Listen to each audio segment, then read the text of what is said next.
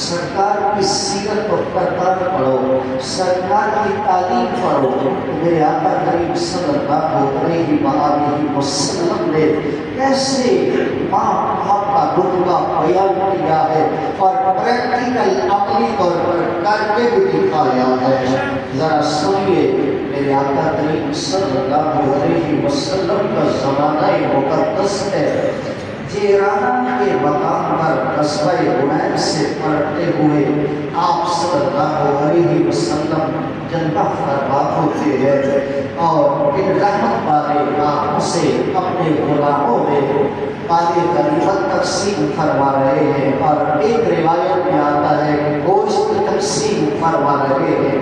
اللہ اکبر، ادھر سرکار اپنے غلاموں کو، مجاہدین کو، غازیوں کو مال غنیمت تقسیم فرما رہے ہیں کہ اتنے میں ایک بوڑھی اماں اس مجمع سے نکلتی ہوئی حضور صلی اللہ علیہ وآلہ وسلم کی بارگاہ ناز میں خراما چلتے ہوئے آ رہی ہے۔ میرے آقا کریم صلی اللہ علیہ وسلم کی نگاہیں پر اٹھتی ہے، اس بوڑھی اماں پر پڑتی ہے، سرکار مال غنیمت تقسیم فرمانا چھوڑ دیتے ہیں۔ انہی رحمت والے ہاتھوں سے سرکار معظم صلی اللہ علیہ وسلم اپنی مزمت والی چادر جو کوہ نبوت پر لی ہوتی ہے، جس کے پور سے کوہ نبوت لے رہی ہے، اسی چادر کو اپنے کوہ نبوت والے قدوں سے اتارتے ہیں، زمین پر بچھاتے ہیں، آگے بڑھتے ہیں۔ اس بوڑھی اماں کو پروٹوکول نبیوں کا نبی دیتے ہوئے یہ کہتا ہے، اماں جی میرے بیٹھنے کی جگہ وہ نہیں ہے، محمد عربی کی جگہ ہے۔ سبحان اللہ، نعرہ تکبیر، نعرہ رسالت، نعرہ حیدری، نعرہ غوثیہ، ماشاءاللہ جی ماشاءاللہ۔ سرکار صلی اللہ علیہ وآلہ وسلم کی کہاں زیادہ مزمت والی، مدثر والی، اس کی عظمت و شان اتنی کہ قربان جائے، بڑے بڑے اس کو اپنے سر کا تاج بنانے کے لیے ترستے ہیں، لیکن میرے آقا کریم صلی اللہ علیہ وآلہ وسلم نے اس بوڑھی اماں کی قدموں کے نیچے وہ چادر بچھائی، بوڑھی اماں اوپر آ کر بیٹھ گئی۔ اب صحابہ کرام نے جب نے دیکھا تو ایک دوسرے کے کان میں سرگوشیاں کرنے لگے اور پوچھنے لگے، یارو یہ تو بتاؤ یہ خوش قسمت اماں جی کون ہے جس نے قدموں کے نیچے میرے آقا کریم نے اپنی مزمت والی چادر بچھا دی ہے؟ کسی نے کہا چلو یار چل سرکار سے پوچھ لیتے ہیں، سرکار صحیح معنوں میں بتا دیں گے۔ ایک روایت میں آتا ہے کہ ان میں سے کسی نے بتا دیا کہ فلاں، ایک روایت میں آتا ہے حضور کی بارگاہ سے پوچھا گیا تو میرے آقا کریم صلی اللہ علیہ وآلہ وسلم نے فرمایا یہ کوئی عام اماں جی نہیں ہے جس کے قدموں کے نیچے محمد نے چادر بچھائی ہے، یہ وہ اماں جی ہے جسے اماں حلیمہ کہا جاتا ہے۔ سبحان اللہ، سبحان اللہ، پوچھنا چاہتا ہوں، صحابہ بھی حیران ہے، صحابہ بھی حیران ہے رضوان اللہ تعالیٰ علیہم اجمعین۔ سرکار اتنا پروٹوکول دے رہے ہیں، میں سب سے پوچھنا چاہتا ہوں، عوام سے پوچھنا چاہتا ہوں، نوجوانوں سے پوچھنا چاہتا ہوں، یہ بتائیں کہ اماں حلیمہ رضی اللہ تعالیٰ عنہا یہ صحیح بات تھی یا رضائی رضائی بات تھی؟ جی جی۔ میرے آقا کریم صلی اللہ علیہ وسلم نے رہتی دنیا تک اپنے نوجوانوں، غلاموں، مسلمانوں کو پیغام دے دیا ہے، اے رضائی ماں کے مرتبہ مقام کا عالم یہ ہے، شمی ماں کے مرتبہ مقام کا عالم کیا ہے؟ سبحان اللہ، سبحان اللہ۔ اس سے تم خود اندازہ لگا لو، خود اندازہ لگا لو۔ ارے نوجوانوں کدھر جا رہے ہیں؟ اور صرف ہم نے تہذیب کی فکر کر لی ہے، وہ بھی ورلڈ سینٹروں میں انہیں ماں باپ کو بھیج دیتے ہیں، ہم بھی ورلڈ سینٹروں میں بھیجنے لگے ہیں۔ چلو ورلڈ سینٹر میں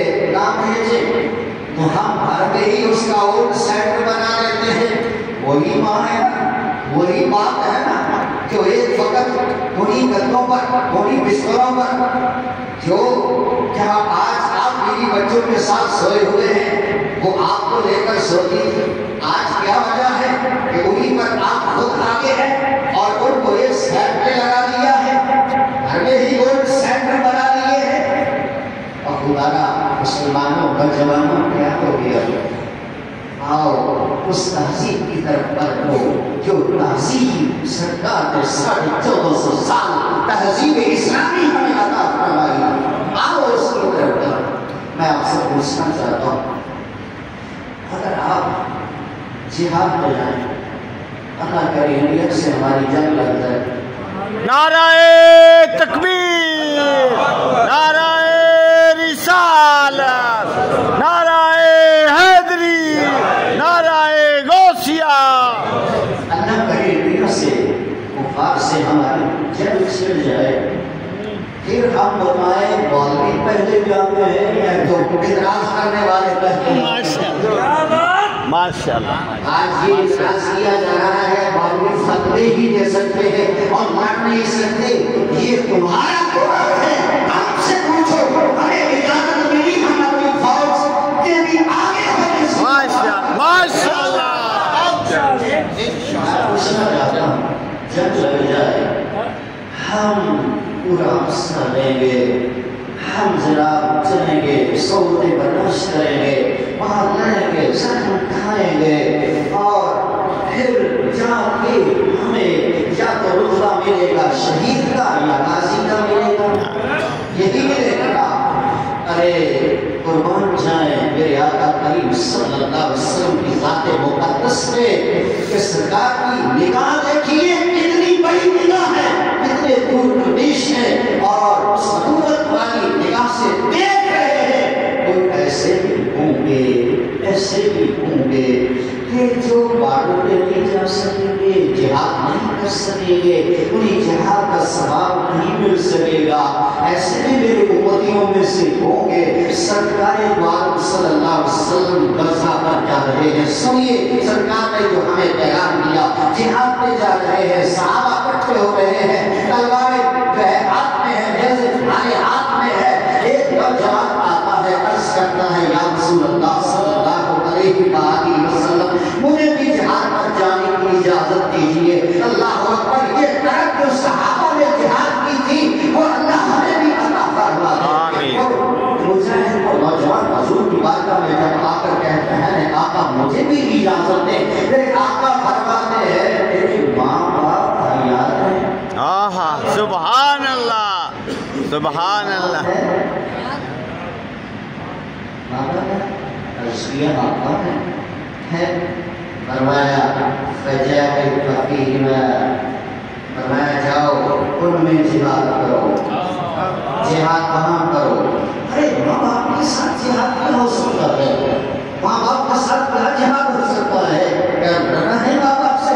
نہیں نہیں، حضور فرما رہے ہیں اے نوجوان، اے جہاد کی طرف رکھنے والے، قلب رکھنے والے، جہاد کا شوق رکھنے والے، کیا اپنے پورے ماں باپ کی خدمت کر تمہیں کر بیٹھے جہاد کا ثواب مل رہا ہے۔ سبحان اللہ، سبحان اللہ۔ اٹھانے پڑے، جیسے بھارے اٹھانے پڑے، لات وسلہ اٹھانا پڑا، نہ صبر کرنا پڑا، نہ زخم کھانے پڑے۔ اللہ اکبر، گھر بیٹھے ماں باپ کی خدمت نوجوان کر، تجھے جہاد کا ثواب ملتا رہے۔ سبحان اللہ، سبحان اللہ۔ کیا ہو گیا ہمیں؟ اور ایک اور بات عرض کرتا چلو، آج کل جو صورتحال پیدا ہو چکی ہے، ماں باپ کچھ ایسی باتیں کر دیتا ہے کہ بڑھاپے میں جاتا ہے نا، چڑچڑا پن شروع ہو جاتا ہے ماں باپ میں، تو وہ کی باتیں کرتا ہے۔ اللہ اکبر، نوجوان کا خون کھولتا ہے، وہ کہتا ہے بولے ایسی ایسی باتیں کر رہا ہے، قدم کو ہاتھ لگا رہے ہیں۔ اللہ اکبر، سنے نوجوانوں، حضور کی بارگاہ میں ایک نوجوان آ گیا، اس نے کہا جی میرے والدین جو ہے بڑی کی باتیں کرتے ہیں، قدم کو ہاتھ لگا دیتے ہیں، بڑا مجھے دکھ ہوتا ہے، میں کیا کروں؟ اللہ اکبر، میرے آقا فرماتے ہیں اے نوجوان، یہ جو کی باتیں ہیں کہتی یہ کر کے آپ بدن بھی کام ڈالے تو صحیح نہ کر۔ سبحان اللہ۔ کی باتوں سے نوجوان گھبرا جاتا ہے۔ آئیے میرے بھائی، اپنے والدین یہ قصہ ہمارے بزرگ بیان کر رہے تھے کہ یہ فیض ہے میری ماں کی قدموں کے دوہن کا جو آپ نے بیان کر رہے تھے یقین جاننا میں بہت بیٹھا ہوں یہ تقریباً 2.5 سے 3 سال پہلے کی بات ہے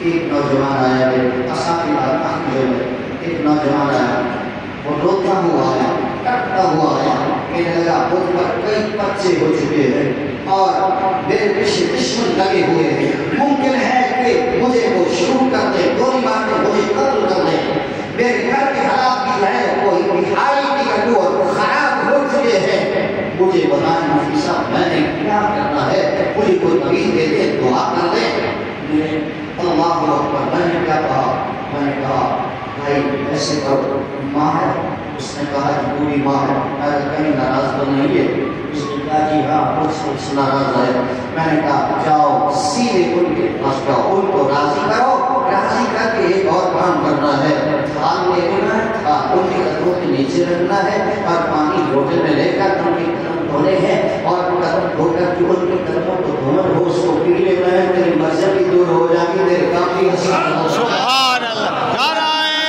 تکبیر نعرہ رسالہ نعرہ حیدری مسجد میں بیٹھا ہوں ٹھیک تقریباً 5 سے 6 ماہ کے بعد اسی نوجوان کی دوبارہ مجھ سے ملاقات ہوئی میں نے کہا سنا بیٹیا کیا حال ہے وہ پورا خوش اس نے کہا جو آپ نے اس کا بتایا تھا وہ کام آپ ماشاءاللہ ماشاءاللہ ماشاءاللہ